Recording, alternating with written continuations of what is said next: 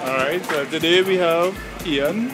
Ian is from Arima Hawks, and today we're just gonna demonstrate to us how to stick a new pair of rubbers onto a blade.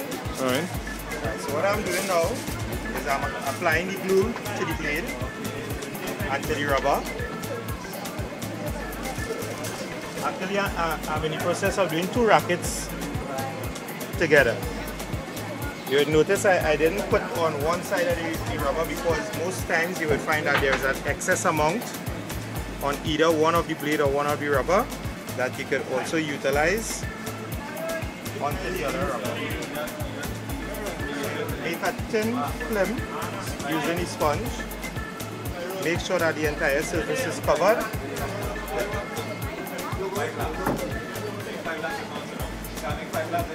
You spread it in nice even strokes. So as you see here, there's a little bit of excess on this one here, so we can just take the other one out and pass it on to the other side of the rubber so that there isn't too much glue and the drying process isn't as long. Right. So we go now. Start to do the other one. Okay. So this one, it just needs a little bit now so that this one will be complete.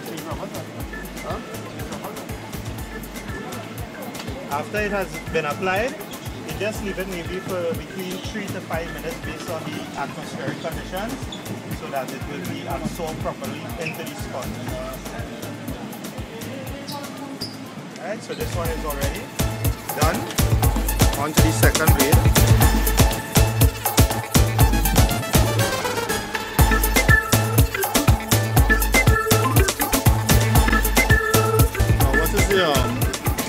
Different type of rubbers and things that and the different effects. So how would a player know what kind of rubber that he should get for himself? Right. Well, at the beginning there's a reputation that each rubber carries.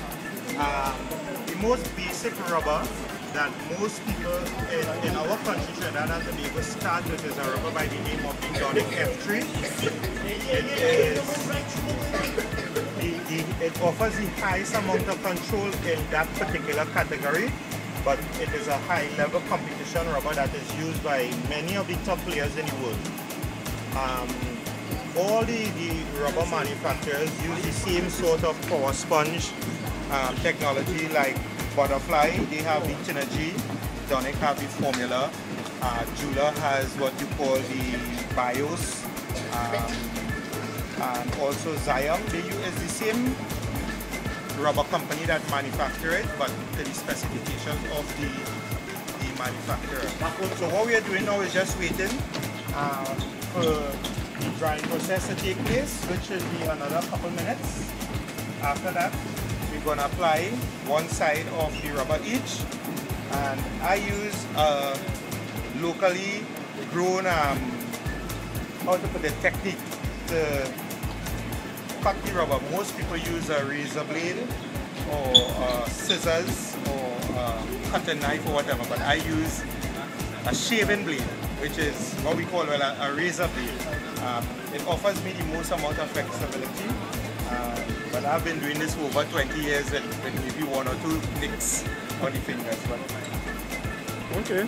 What about the blade? Tell us something about the blade. What is different blade? What it would do as opposed to another blade? Alright, well, most people don't know that in these stores you go into a store and you buy what you will call a recreational racket, which means that the rubbers are already attached to the blade. Those are just entry-level rackets, which means that the quality of the materials are not of the highest standard. It is very inexpensive, and it is basically just for what we would still call in the olden days ping pong. The thing with table tennis, it is a specialty sport, so you cannot walk into a sports store literally anywhere in the world and get a competition blade or rubber. You you actually have to order it online, or somebody have to be doing that business specifically for that in Trinidad and Tobago. If you're going into any one of the large retailers in the world, let's say like Models or Sport Authority, they just carry the recreational line of table tennis rackets. So this what we're doing here is the competition line. Okay. Right? With the blades, there are many different formats in the blades. Like this one that you're filming right now is a Jula Rossi Fire, and you would see that the categories are offensive plus. Very, very good. It's a all-wood blade, very good reputation. If you come across here now, we are doing a Donic Apogren Senso V2, which is in the all plus category. It all has to do with the composition of the type of woods, the type of materials, the technology, the handle, the bonding process of the different veneers of the blades to give it a special feel. So at the beginning, you'll find most players trying to change a lot to get a specific feeling from the racket to be comfortable. When they find that, you'll find that they are bought for life with that particular system. So if someone is new to the sport and interested in making a racket to the skill, who would be a good person to recommend such a racket and rubber type to them? Well, it would be in the first instance the coaches who are dealing with them directly, because they will have a good idea of what type of player they look, the type of stroke production would determine if they're like, let's say, with a strong forehand topspin with a defensive chop backhand, or offensive backhand with a blocking forehand. So in most instances, it would be the recommendation of the coach. But we have such a small table tennis fraternity in Trinidad that I am lucky enough to be at most training venues or most competitions. So I have a fair idea if somebody like Michael or Mishra come to me and say, Ian, I need something, I will be able to recommend it based on my knowledge of how they play their particular brand of game. Okay. Okay, so like this one, it is already for sticking, so I'm going to take up most people use the red rubber on their forehands, so I'm going to do the same thing here. So is there any difference between the red rubber and the black rubber in terms of ones are the correct specifications? Equal? There isn't really, but most people believe there's a myth that the black rubber tend to last longer because it's more of a natural state rather than the red rubber, which is like in a dyed state. But really and truly, the technology is basically the same. So what I have done is put on the rubber by making sure that the manufacturer's logo and the ITTF logo is very visible when you go to cut the rubber. The reason for this is because of international rules. It must be visible upon inspection by the umpires. So after laying the rubbers, I have pressed it first to make sure that it is flat and even, and then I've just rolled it to make sure that the bonding process has taken place. So let me say someone trying this the first time and in error, the glue dries up.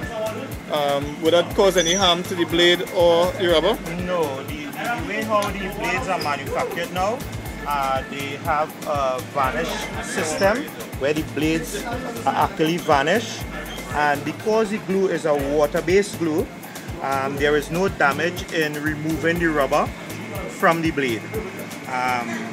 So really and truly, it's a very safe process and very easy process, because before, with the speed glue, you used to have the rubber getting a lot of bubbles. So what I've done, I'm just making sure that the edge is cut very smoothly. Pass it back a second time and applying a little bit of pressure.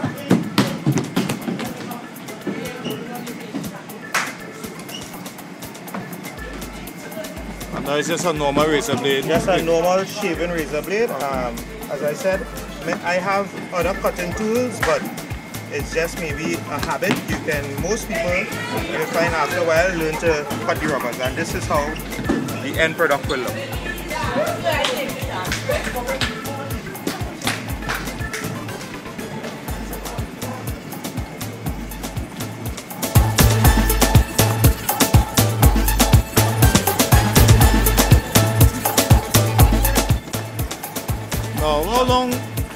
rubber would usually last generally for a player? For players of our level, we tend to use rubbers beyond the life expectancy, which is really 60 playing hours, but that is for the pros. We tell you 60 playing hours because the rubber is like a living organism where you need to have the grippiness, the rebound or the density of the rubber remains very consistent because it is a very precise sport. But because of the cost of rubbers or equipment generally in Trinidad or the Caribbean, we tend to use the rubbers longer than that is really required, but that is beyond our control.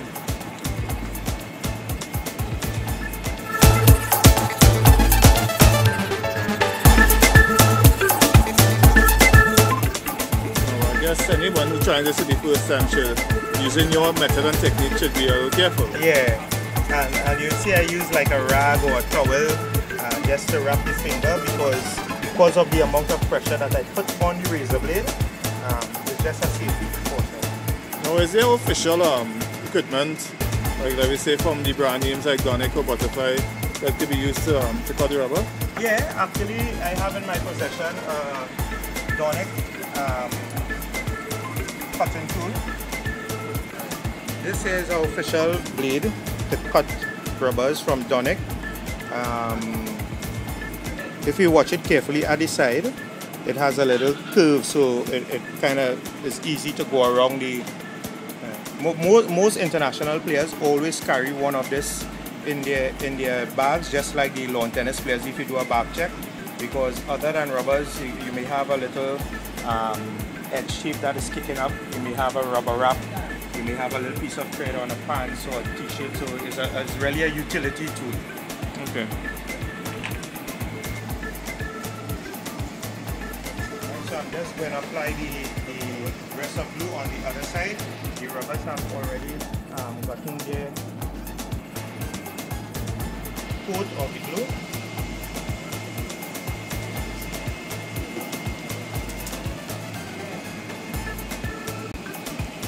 And is there a specific glue that you use for this process, or any glue could work? Woodworking glue could work? Any table tennis glue. The rules now, because you don't want to use other types of glues that has petroleum-based products, it is called a water-based glue. It's really a safe glue.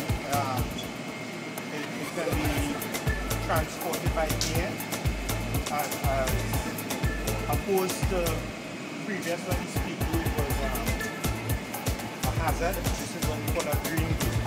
Okay. It's good for the environment. Okay. So we are just about to complete the first racket. The black side is already on, so I'm pressing. And the reason why I'm pressing is to make sure that the rubber itself is not stretched. Because if for some reason the gluing process went haywire and you have to pull back, you'll find that the rubber will retract to its original state. So it's always wise when you put down the rubber to press it first, and then after you give it a full press, then you make sure that there is no air pockets with inside by just making a short quick roll with a Donic roller. It is a multi-purpose tool. It's really a ball holder where you can hold 6 table tennis balls. It's a roller, and some people also put like a little marker to use it as a net gauge also. So it's like a utility tool.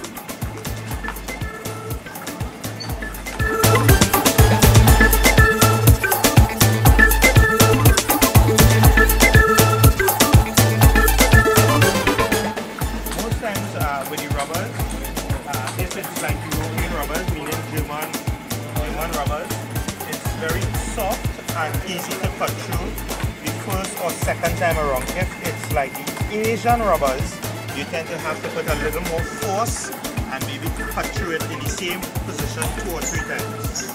So this is just to make sure that it's cut clean through and that the edge of the rubber is not damaged.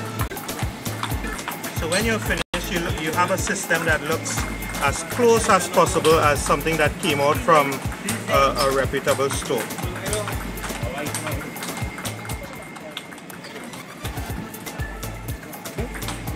So this is how the complete system looks. This is the red side, and this is the black side. So this is a complete racket. Right. Okay, Ian, well, I'd like to thank you for your time and for the knowledge that you have passed on. And I hope that, that all goes well with you and your Arima Hawks. Thank you very much.